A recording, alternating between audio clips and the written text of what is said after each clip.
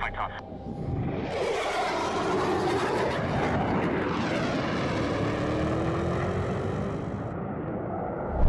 Well, T-Bear, thanks for being on the show. I was just telling everybody about your, how we met and how we know each other. You have flown the A-10 twice, right? Back in the 90s, you did Desert Storm. Then you went to the Viper, and then you came back to the A-10 for Afghanistan, OEF, and now you're flying T-38s with me down at Eglin. Is that all accurate?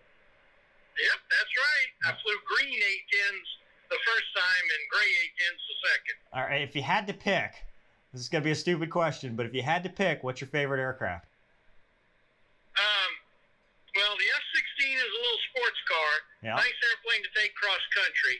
But I love the A-10 mission more than anything. That is a pretty honorable mission, particularly with the Sandy role and with the close air support role. And you get to be an expert in those areas as opposed to the F-16, where you're a jack of all trades, master of none. What was your favorite? So you talk about there's a lot of missions of the A-10. What was your favorite mission in the A-10? Well, your primary mission is close air support. Anytime you're out there and you're, able to help guys on the ground, that's a good day. And then luckily the CSAR mission, I trained for it a lot and only kind of executed it one time, and it was for a crashed helicopter in Afghanistan. But that's a very honorable mission with a long history back into the A-1s in Vietnam flying the Sandy role. Now, would you say, comparing the A-10 with the Viper, which one was more difficult to be good at?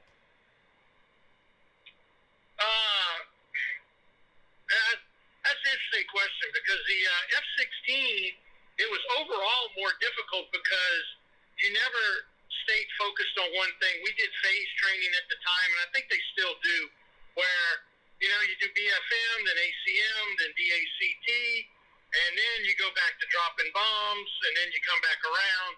And so just when you get good at one phase, you move on to the next phase, and then those skills start deteriorating. So the F-16 was kind of hard to stay good at it. The A-10, the CSAR mission, is a very difficult mission, and particularly the Sandy 2 role. But at least you're focused on that, and you can train to that regularly, as opposed to the F-16 where you're hitting all around. One of your emphasis items, which you told me when I was a student hire, right? So you're the one that hired me. Yeah. Is perspective. What's important and the reason that you joined. Would you have joined if you couldn't have been a fighter pilot? And how did you get hired? Like, how did you get your start? Okay, so yeah, and you and I have discussed this, and it's been kind of my pet peeve on the make it tell them no site there. When I see someone who says, "Hey, I want to be an airline pilot, so I think I might join the military to bill my hours to go be an airline pilot." That one really ticks me off, and it's taken a whole lot of restraint from me not to go through the Facebook page and choke them. Okay. because I don't want that person in my Air Force or my military. When you join the military, it's a calling. You're chosen to do something to keep the rest of your society free. And, you take that burden on, and it's not for everybody, but it is definitely a calling to be a warrior in protection of your country. So, back to your question about me, I always wanted to be a fighter pilot as long as I could remember, but I was not willing to join the active duty Air Force because my fear was, I do have a fear, even though I'm a fighter pilot, I'm afraid of one thing, and that's the cold. I hate cold weather. And my biggest fear was I'd get a KC-135 to Minot, North Dakota, and I would just die up there. So I just kind of put off the idea of joining the military, and then I was working as a loader for a crop duster, and one of our pilot's cousin was a A-10 pilot, and he told me that you can join a Garda Reserve unit and go straight to pilot training. So when I found that out, I contacted the F-15 unit in New Orleans and tried to get a pilot slot with them. Well, they were in the middle of a conversion from F-4s to F-15s, and they were trying to get all their backseaters that they could through pilot training, so there was no real slots available. And I thought that was kind of the end of it, and I found out they had a reserve unit on base. So I called up the reserve unit, and I said, hey, I'm an A&P mechanic, I got this kind of background, I'm a pilot. What can I do for the United States Air Force Reserve? Well, expecting that the answer would be, we need maintenance officers. And I was prepared to do that, but what came back was, do you want to fly jets? Yeah. And I'm like, what do you fly? I didn't even know. And they said, oh, it's an A-10.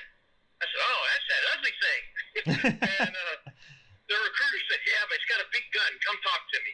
And, timing's everything. And I made that phone call about 30 minutes after the unit had called the recruiter and said, hey, start looking for a pilot candidate.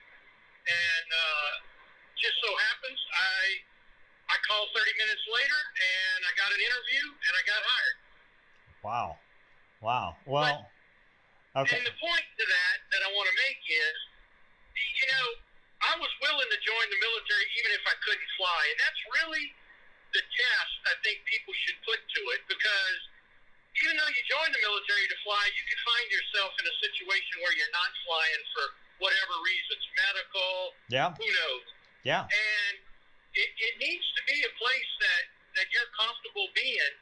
And, before somebody goes down that path, like we talked about, you need to sit on your back porch and think long and hard. Am I being called to the defense of my country? And if the answer to that's yes, then yeah, go for it. Now you might as well do something you like doing and fly airplanes. Yeah. So, we talk about make them tell you no. When I called you, is that something that helped? Eventually I got a pilot slot, but, as far as what would you tell guys? Is that a good thing to cold call DOs, or is it just something I got lucky? And, what's your impression for showing initiative like that? Well, yeah, I think it is good. Some guys might get aggravated in, today's time of email and social media, but what happened with you, and it'll come when I come back around to it, it's also one of those timing things. You called me, and actually I did tell you no, because yeah, I remember. Because when you called me, you were like 2.5 years from graduation or something. Yeah, I don't remember exactly. Yeah, I was between sophomore junior year of college. I was about to go to Tulane. I wanted a job. Yeah. I wanted to go fly fighters. Yeah, and it was just too far out for us. We weren't even thinking that far. So what I told you was no, because in fact what I said was no. Call me back in 18 months. I think it was 2 years ago. And but the thing was, you had the initiative to call me, which I really liked, and I could just tell you had the fire. Yeah. And that's what I look for in guys is the fire. Yeah. And I could tell you had it, but the timing was just not right. And that's why I said call back. And at the time, I genuinely hoped that you did call us back in 18 months. But to further this, just so people understand how timing happens sometime, I hung up the phone with you, and my supervisor, the ops group commander, walked in and said, hey, we got this ability to hire these student workers, and GS 3. 5 something, I think. 3. I was a GS 3. GS 3. And I go, God, I wish I'd known that before I hung up with that guy. He would have been perfect. And I'm like, what the heck was his name? Oh yeah, I think it was Lemoyne, something or another. And so I had no idea how to get in contact with you. It was a good idea, but I just go, well, I hope he calls back one day. And a couple of days later, a couple of dudes from the Tulane ROTC were in our building, and they walked by my office, and I said, hey, you know this Lemoyne guy? And they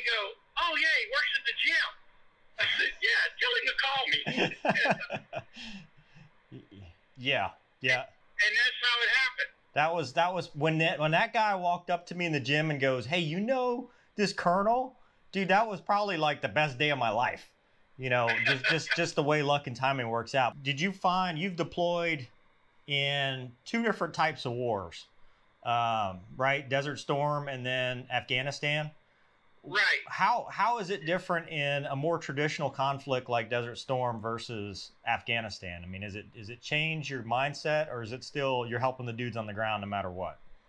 Well, you're helping the dudes on the ground no matter what, but the level of risk in Desert Storm was exponential more than Afghanistan. I mean, in Afghanistan, there was essentially no risk. I mean, a guy could hit you with a golden BB, but, I mean, Desert Storm, there were days I remember flying around and I go, wow, it looks just like the old World War II movies where there's flat, little flat clouds bursting. Yeah, I mean, it looked just like the World War II movies. And then, we were having missiles shot at us on a regular basis. And, I mean, they were shooting down guys. I mean, we were losing guys in the A-10. And so that level of risk was much higher than it was in Afghanistan. So in Afghanistan, you could pretty much just rain hate with impunity. But Desert Storm, when you were doing that, you were putting your pink butt on the line.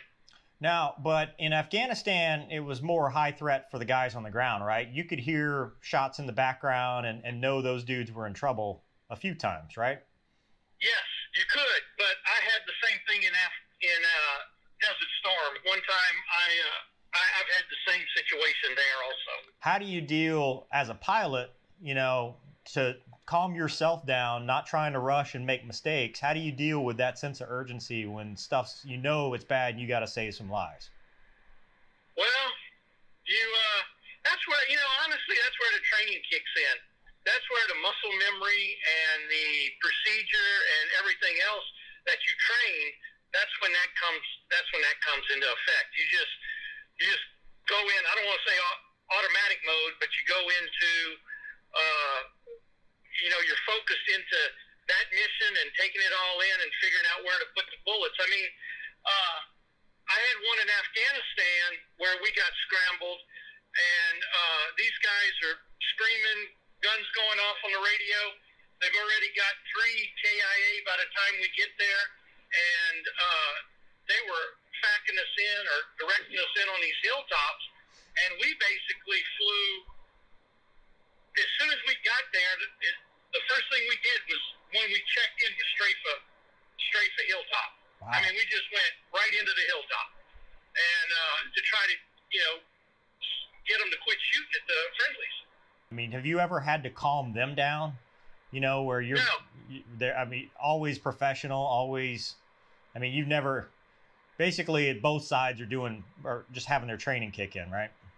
Yes, I have never had a scared JTAC on the ground. They were always professional, always calm, sometimes out of breath and running, but always professional.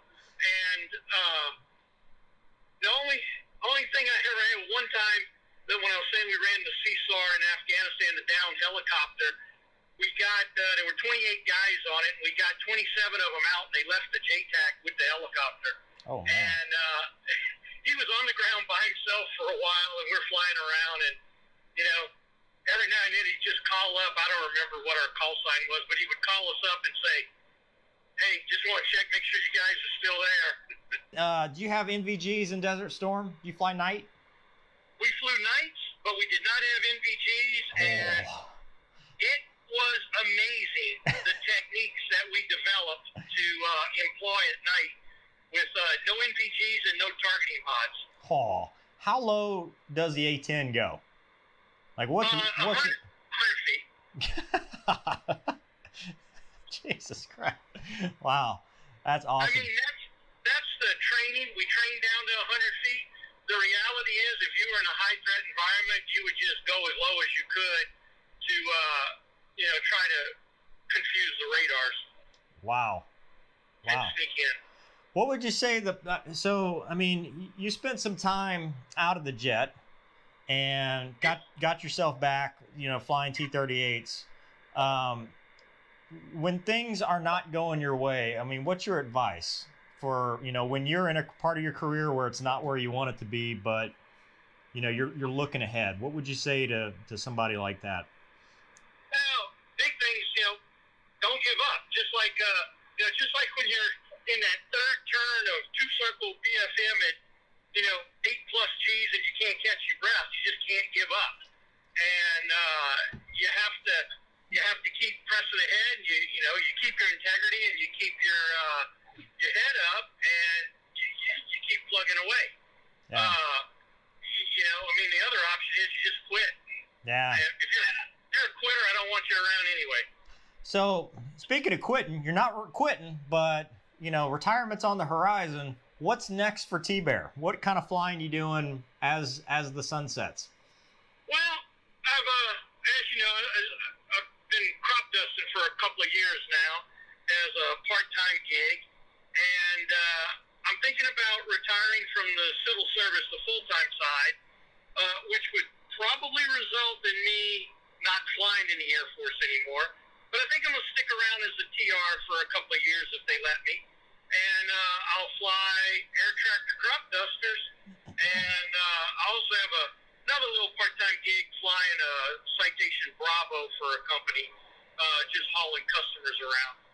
So somebody asked me, at retirement, if you look back, what airplane, past, present, or future, would you have loved to have flown that you never got a chance to? Well, besides the A-10 and the Viper, what would you have wanted to fly?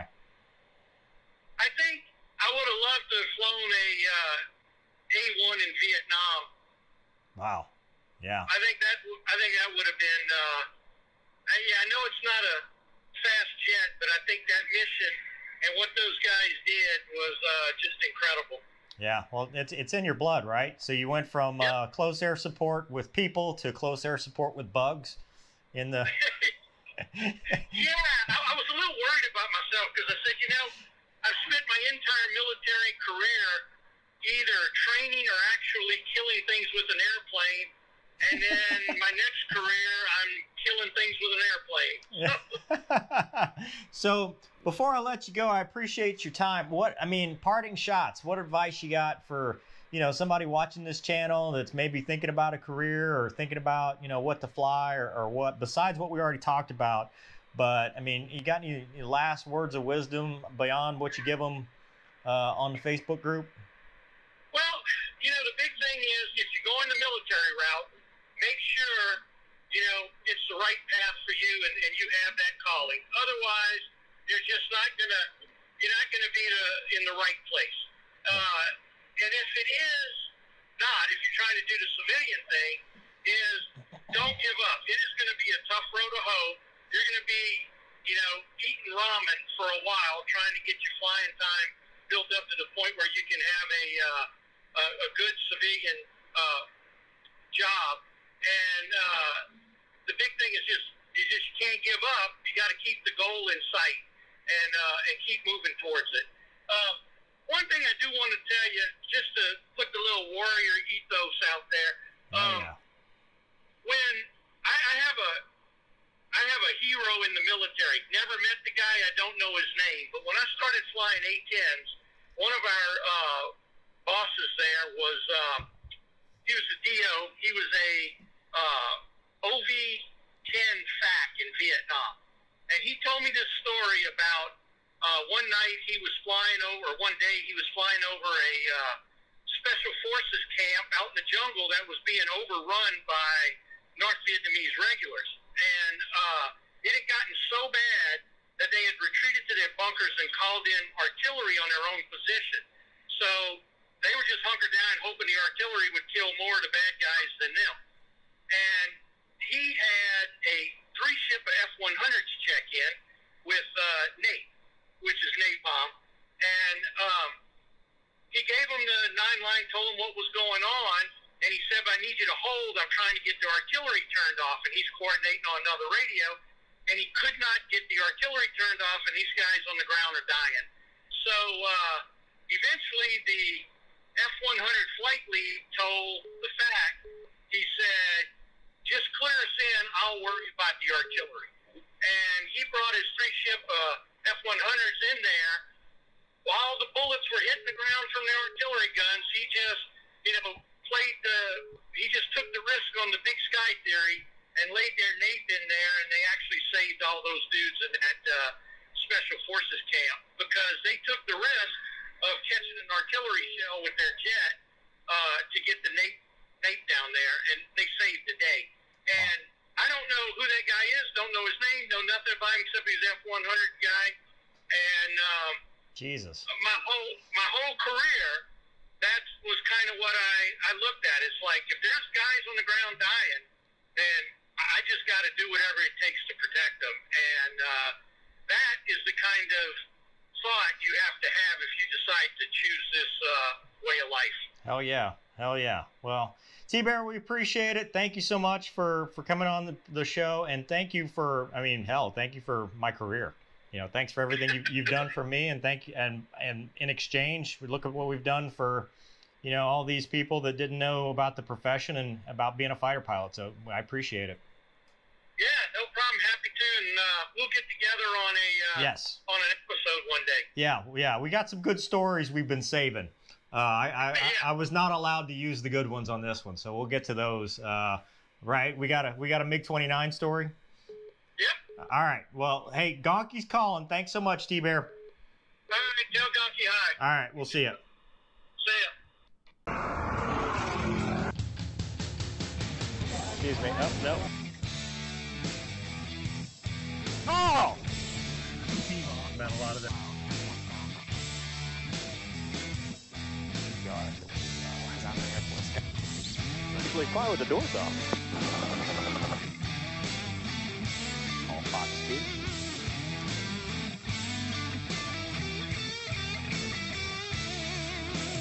Don't be a douche. That's rule number 1. Make them tell you no.